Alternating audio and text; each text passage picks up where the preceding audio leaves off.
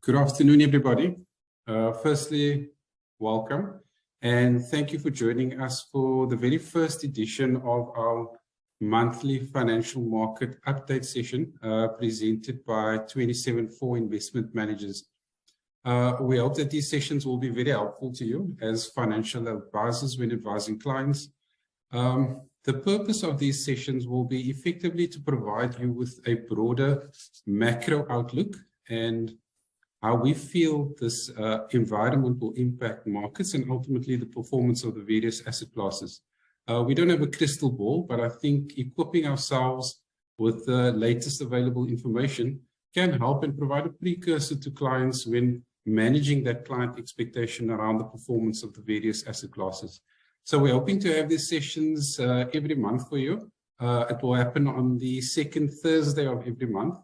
And yeah, I think before we get going, just some quick house rules. You'll be muted during the session. This is simply to allow for the flow for the meeting. There's a chat box function at the bottom of the screen. If you could insert all your questions in the chat box, and we will definitely answer all of them.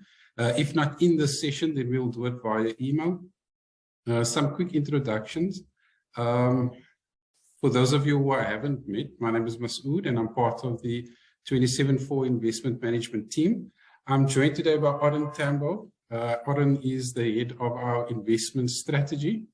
Oren has 17 years of investment experience and he has extensive knowledge on equity markets and more specifically around modeling of asset class performances.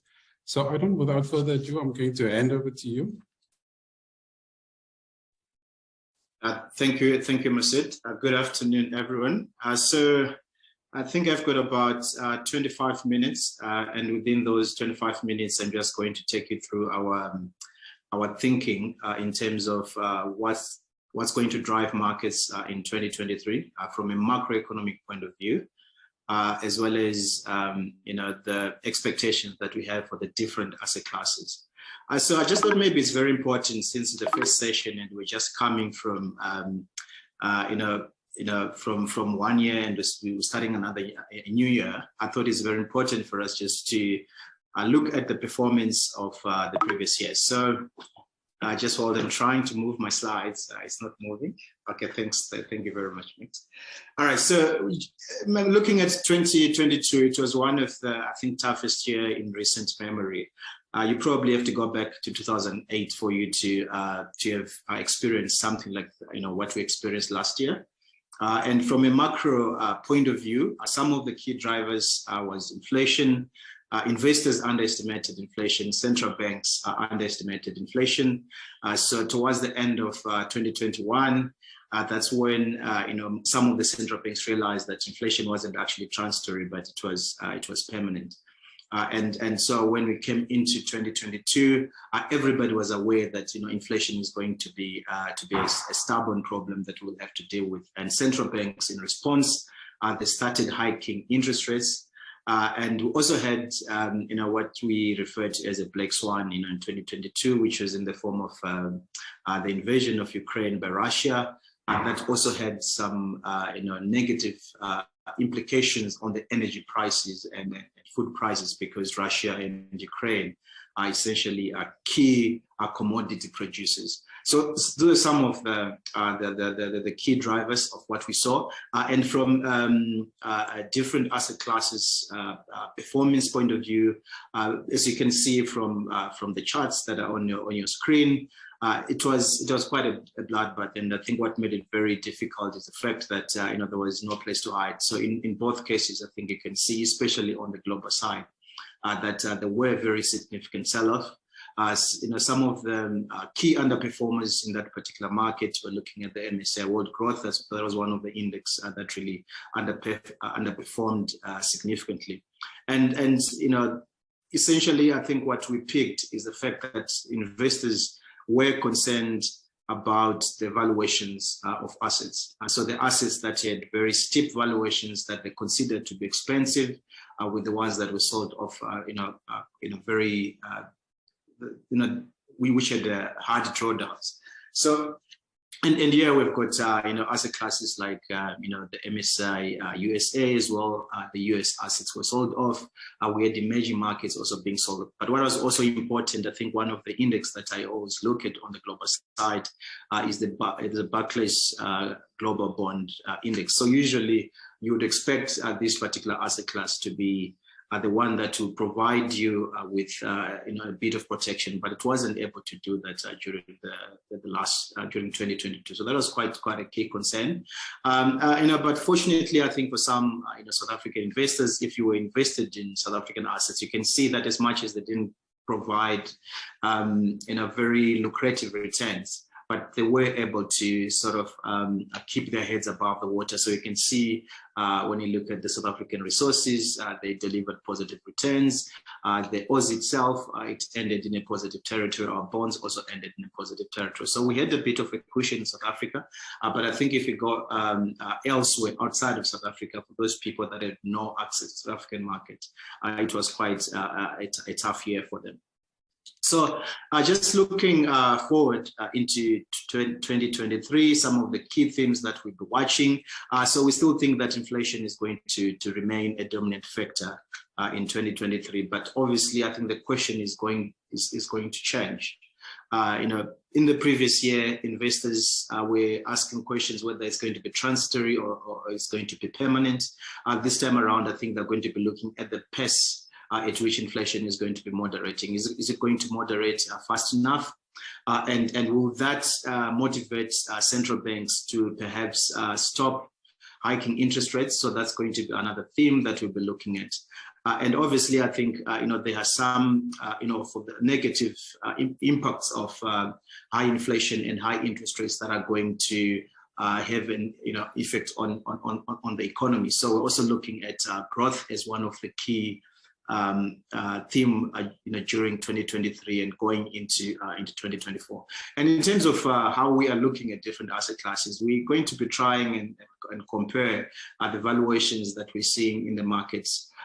Which of those asset classes have already priced in the bad news that is coming our way in 2023? So that's going to be quite an important issue as well. So just starting off with our first theme, which is on inflation. Our view is that inflation is going to moderate throughout the whole of 2023. We're going to see inflation rolling over. We have already started seeing, some of the signs that inflation is probably in some of the markets it has peaked, and you can see from the global inflation surprises index graph that we have there that it has been pointing downwards quite consistently for a couple of months now. But what's going to happen is that countries are going to have different inflation cycles. So some of the countries it's going to peak earlier than others. So for instance, one of the countries that we see, that would think that he has peaked is the US. When you look at the US, for instance, some of the key drivers, initial drivers of inflation in the US, we're talking about pent-up demand, which was sort of supported by the stimulus checks that were given to the Americans. We're starting to see that some of those savings have depleted quite significantly. So in terms of supply chain bottlenecks as well, there were quite a lot of those issues throughout the whole of last year and perhaps sometime second half of 2021. We are also starting to see that those are also being resolved, right? And there was the wealth effect which happened in 2021 and 2022. We saw financial markets doing exceptionally well, housing prices going up. So Americans' net wealth, essentially picked up quite significantly, and that motivated some of them to start spending on other things. But all of those are also coming down. So I think some of the key drivers of inflation in the US are coming down. The only concern that we have is that as much as inflation is probably going to come down, as you can see from, I think, the peak that it reached of 9.1 in July, we don't see it coming down to where the central bank would want it to be, which is 2%. But otherwise, there is quite a clear trend in the US inflation that it's moderating. And maybe just moving away a little bit from the US, we've got other markets like Europe. Europe is, in our view, in a slightly different space at the moment. we saw the numbers that came out in December. So in Europe, inflation has been going up. It only started softening a little bit in December, and it's very difficult, I think, for us at this point to make a call on whether it has peaked in Europe, because most of the inflation in Europe is essentially being driven by external factors. We're talking about energy. So if you look at the CPI in Europe at the moment, a big portion of that CPI is essentially coming from energy and food. And those are some of the components which the governments or anybody in Europe doesn't have control over. So it would depend on what happens with energy prices. But it's very difficult at the moment for Europe. Looking at other major markets, if you look at Latin America, they were, the central banks in those markets were very quick to hike interest rates, and that's helping that particular region. So we're going to see inflation in some of those markets coming down. We do have, of course, some few countries in Latin America that are problematic, like Argentina. We have got inflation which is expected to reach 100%. Then we've got others like Colombia as well. It's one market that's problematic, but otherwise the big countries within the Latin American region, Brazil, it's expected, inflation is expected to slow down and come to within the central bank targets. And coming back to South Africa, we have seen that we reached a high at some point, and then it came down and it went up again. Again, I mean, when you look at South African inflation, you go back to the issue that I mentioned about Europe, that our inflation wasn't demand driven, it was supply side driven. Which it was predominantly because of food and energy, and we've started seeing those components coming down. So at the end of the day, our trajectory depends on whether those components are going to soften or not. But the indications that we're having at the moment, when you look at the commodities markets, there are very strong indications that we could see inflation in South Africa coming down to around, maybe within the 3 to 6% that's being targeted by the central bank. So I think the key takeaway here in inflation is, yes, countries are going to have different experiences, but the trend is going to be that of inflation softening and coming down, cooling down, which is a good thing. So now the question that you have is, yes, you're going to have inflation developments that I've laid out, but how are the central banks going to respond? And these charts do, to some extent, give us projections for interest rates that are being expected over the course of the year. So this gives us projections in terms of where policy rates are going to be at the end of the second quarter. And as you can see, I mean, maybe if you remove China, but otherwise, if you look at all the other markets, most of the central banks are expected to be hiking during the first half of this year. So in other words, we still have some basis points to be added to the policy rates across the globe. The US, the Fed is expected to be hiking maybe 2 times, in the first half of 2023. The ECB as well is not expected to stop hiking. It's also expected to hike. As the South African Reserve Bank as well, there is an expectation that it's going to continue hiking. So if you look at South Africa, the expectation is that we'll probably land up at around 7.5 by the mid of the year. So that's the key takeaway here. So yes, our view in terms of where the central banks are going to take us is that, yes, they're probably going to pause at some time. We think that after the first half, some of the central banks are going to step back a little bit and say, okay, this is what we've done. Let's allow markets to play the course and see what is going to be the impact of what we've done. So there is potential that we could see a pause even from some of the major central banks like the Fed during the second half of the year. In some cases, if we go to Latin America, we could see those countries starting to cut back in terms of interest rates. So if you look at the countries in terms of the projections that we have there, you can see Brazil, the likes of Chile, they've got very high interest rates at the moment. So those guys do have a bit of wiggle room to start cutting during the second half of the year. But now we need to contextualize this to say, yes, they could pause, some could cut, but we need to, the underlying problem that we're having is the fact that financial conditions are very tight at the moment, right? So with interest rates being where they are, and even if we're going to have maybe 50 basis points or 75 in the US, right, and say, okay, let's stop there, it's still going to be very restrictive, for financial market. So in terms of the impact of that on the economy, we believe that it doesn't matter what the central banks are going to do from here, but most of the economies are going to slow down materially because of the tightening in the financial conditions.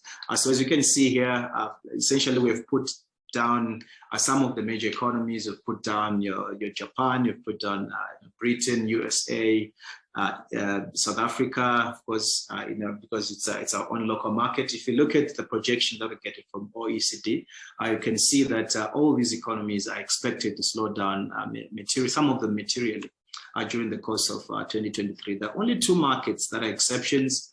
One of them is China. As you understand, China had a tough 2022 simply because of its COVID-0 policy. Some of us, 2022, we actually got rid of all the economic restrictions that we've put down because of COVID. But with China, it was a different story because they had they actually started having the COVID problem, and they're still having it right now. We've seen the numbers spiking in China as well. And as a result, in a bid to try and contain that, what China did was to implement those restrictions last year. So some of the cities were closed down, people couldn't move freely, and obviously there was a health problem, which was happening, which has been the case usually when you have got COVID. But this year there's an expectation that the CCP, the Chinese Communist Party, is going to reopen the economy. It has already started. We've seen signs of that.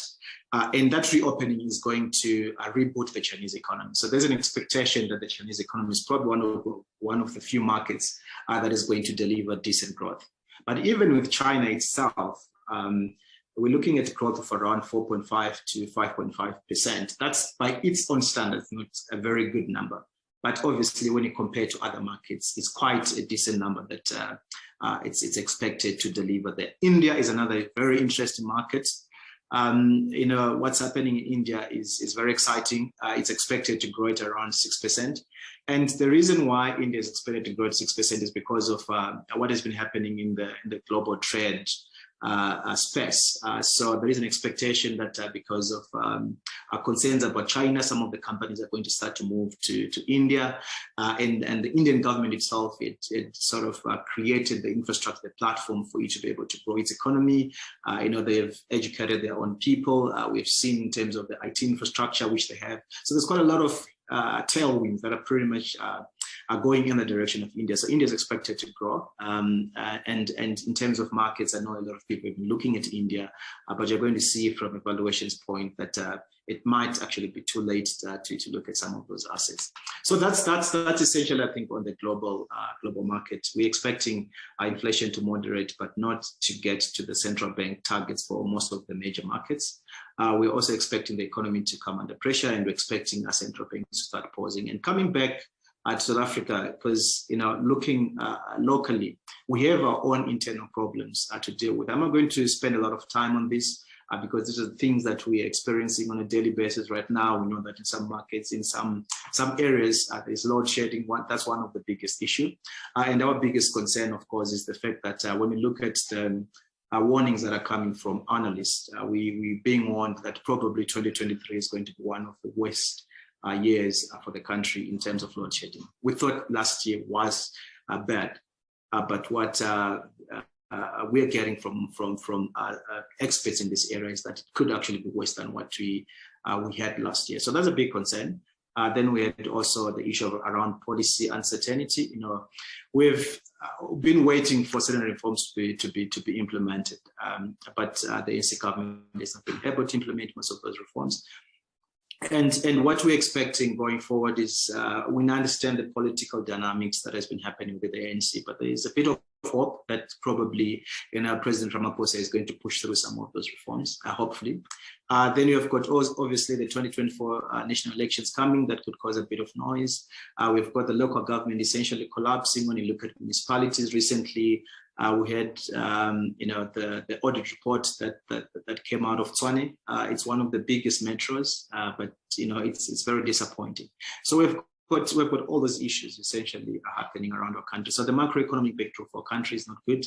In terms of the economic growth, obviously, it's not really expected to deliver much. We're looking at around 1.8, 1.9% growth in 2023. So that's the South African problem. So that's the macro backdrop. And as you can see, I think I painted somewhat a bleak, macroeconomic backdrop. But you always say that, yes, you can have a bad economy, but it doesn't mean that you're going to have a bad stock market. It doesn't mean that you're going to have a bad financial market, right? And there's quite a lot of things that you can do. And I think this particular slide provides you with some of the things that you can do as advisors in terms of how do you navigate that. I think one of the things that we always emphasize, do not capitulate, do not tell your clients to disinvest. There's always danger in that, because you disinvest today, then after a few days, markets recover. By the time you're back in the market, your clients have already lost quite a lot. So that's quite one of the issues. We can harvest losses if you've got any clients that can offset losses in some of their holdings, so that they can probably be able to pay lower taxes. It can also capitalize on emerging opportunities. There's a point that I'm going to look at. So when you look at the performance, I mean, the views on different asset classes, I think we think that there are some areas where there are some opportunities. And we also need diversification is very important, but we're saying that think beyond the bond equity diversification. We've always thought, if you put 60 in equities, 14 bonds, that's going to provide you with cover. But last year told us that it's not always going to work out. You need to think about alternatives, other assets that are outside of the traditional asset classes. And we always need to remember that markets are forward-looking. So the fact that you're going through a storm, you need to see beyond a storm. So you don't need to wait for markets to stabilize for you to start investing. You actually need to invest when everybody else is fearful. So those are some of the things. I'm just conscious of time, but in terms of the opportunities, we are looking at valuation. The question that I've been asking ourselves is to say, when you look at the different asset classes, are these different asset classes already pricing in the risks, the macroeconomic risks that I've laid out? So we believe that there are some markets which are, and there are some which are not. So in this case, if on the chart, which is on your screen there, they are going to, one of the market that we're concerned about is the US. I would believe that the US, I've seen a lot of commentary saying that the US, the valuations have come down, it's looking cheap. We don't think that it's cheap. I still think that it's quite expensive, especially when you break down that particular index. You'll notice that if you remove the financials, energy, can't remember the other sector, if you remove those three, you will notice that the PE in the US is still above its historical average. So the US is not looking cheap. If you're going to the US, maybe you have to look at small caps, you have to look at value, you have to be very conscious of those dynamics. Japan is one market that we think is very cheap at the moment. There are quite a lot of idiosyncratic issues happening there. Europe, we have got a neutral view on Europe. Again, there are some areas that are cheap. But as a whole, it's also not cheap because it's being driven by energy. One market that we're also very excited about as well is China from a valuation point of view, because the valuations are looking very cheap after being sold off last year.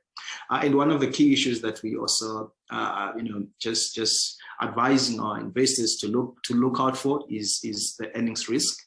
That there's some areas whereby the earnings estimates that the investors are holding are essentially too optimistic, and there could be downgrades for those earnings estimates when the recession hits. So in coming back to South Africa, because I think this is very important, we think at the moment that South Africa is one of the most attractive markets from a number of reasons. If you just look at the valuation of South Africa versus its historical average, it's looking cheap. If you compare South Africa to other major markets, and this chart that we have on the right compares South Africa against other major markets, you can see that it's trading at a discount of other major markets. And there is this negative sentiment about South Africa, and quite often it comes because of people that look at our domestic economy. But we forget that South African equities are disconnected from the domestic economy, because if you split the JSE, you're looking at around maybe a split of around 40% being SA Incs. and 60% of the revenue coming from outside South Africa. And from that 40% that come from the domestic market, you've got financials, banks, some that insulated themselves against load shedding in some of the ills, that the country is facing at the moment. So it's one market that I think there's quite a lot of exciting opportunities. And bonds as well. We believe when you look at the global market last year, bonds were non-existent to some extent because the yields are very low and they're offering, negative real yields. But we're starting to see that market is also coming back quite nicely. It's one market that we're very excited about. The yields have gone up, which means that now you've got the cushion of the coupon that you'll be getting from bonds. It's one market that we're quite excited about. And so in summary, just summarizing in terms of our views. So this is how we see the different asset classes. We have said we are negative to neutral when it comes to the US market. And normally when we arrive at the asset class views, we look at two things. We look at the economic cycle, we look at the valuations, and we look at the sentiment. So with the valuations and the economic cycle, we're asking ourselves and say, okay, this is the macroeconomic backdrop. Is this particular asset class impounding this macroeconomic backdrop? Because we believe that you deliver alpha by identifying the dislocations between those two things. And at the moment, when you look at the US, we believe that there is a bit of a dislocation there. The valuations are still very lofty compared to the macroeconomic backdrop in that country. We're also neutral on Europe. The macroeconomic backdrop in Europe is not great, but at the same time, we believe that I think the valuations here to some extent are taking that into account. And the sentiment is also positive currently on Europe. Global property, a disappointment last year. We believe that it's also going to be another disappointment this year. One market that we are so excited about is China. As you can see, it's the only one that has got, and cash, of course, that has got green across the board. It's because it's looking cheap. The economy is going to grow, and sentiment at the moment, it's quite positive for that particular asset class. And South African equity as well. The macroeconomic environment is not great, but the valuations have really anticipated that well. The sentiment as well on the South African equity is also quite positive. So we have got a neutral to positive on South African equity, and South African property negative to neutral. We're concerned about that market. And moving on to the fixed income, as I've said, we are excited about the investment grade bonds because of essentially, I think the cycle itself is good for investment grade bonds, because what we're starting to see, of course, we know that in the first half it's going to be slightly adverse, but once you go beyond the first half, when the central banks are going to be peaking in terms of hiking interest rates, it's going to be great for this particular asset class. Then emerging market bonds, we're also neutral there. South African nominal bonds were positive. We believe that I think, there's going to be a lot of politics that's going to play out in our country. And we believe that President Ramaphosa has got an opportunity to redeem himself.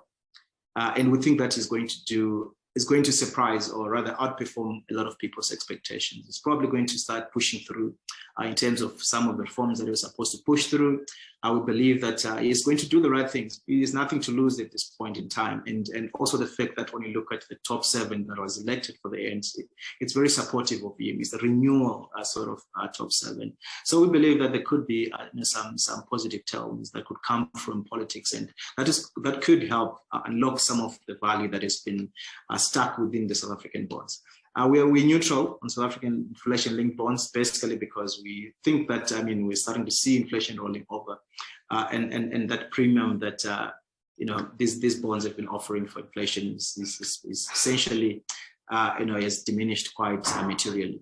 And as because we are in a risk-off environment, you obviously expect to have a positive view on cash. And the fact that we've got the SRB, which is hiking interest rates. So it also means that you probably get an uptick in terms of the interest that you be getting on cash, so a positive on cash. Yeah, I think that's it from me, Masood. I'll just pause there and let's see if there are any questions. Yeah, thank you. Yeah, thank you for that, Aaron. We've got about 60 seconds left, Aaron. I've got 2 questions that came through in the chat, so maybe you just want to cover that very briefly.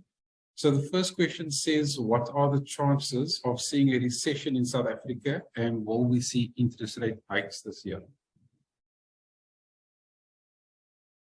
Thank you. 60 seconds. I think the chances of a recession are very high, always high in South Africa, especially when you look at what's happening right now with the load shedding that's going on. It's essentially bringing a lot of business to the ground, small businesses, medium-scale businesses. So, you know, it's very possible that we could have a recession in South Africa. It's because, remember, recession in South Africa is just defined by 2 consecutive negative growth, 2 consecutive quarters of negative growth. So we could have a negative growth in Q1 and could have another one in Q2, then that's a recession. But overall, I think in 2023, we're going to have a positive return, a positive growth from the South African economy. And in terms of interest rate hikes, yes, the market is expecting South African Reserve Bank to hike. It's expecting the Fed to hike. For South Africa, I think they're pricing in something around 100 basis points to 150 basis points. But I think it's going to err on the lower side. We're probably going to have something around 75 basis points. Okay, and then lastly, are there still opportunities in South African stocks, or should advisors maximize the client offshore allocations? Yeah, I think at the moment, the first half is going to be very important. As I've shown on my slides, there, South African stocks are looking very cheap at the moment. We think that there's value to be had in South Africa. So, you know, but obviously, I think there are some of the key issues that you have to watch, like what's happening within the commodity space. Because if you look at the resources index at the moment, it's putting a PE of around 6.9, the lowest it has been in so many years, right? If we have a good commodity market, we could actually have that particular sector doing exceptionally well. So I think there's quite a lot of value at the moment. And in terms of offshore local, we are favoring local over the offshore side. Perfect. Okay, thanks. That's it from our side, guys. Thank you very much for joining us. Our next session will be on the 9th of February. So if you're available, we look forward to seeing you then again. Okay, that's it from our side. Bye-bye.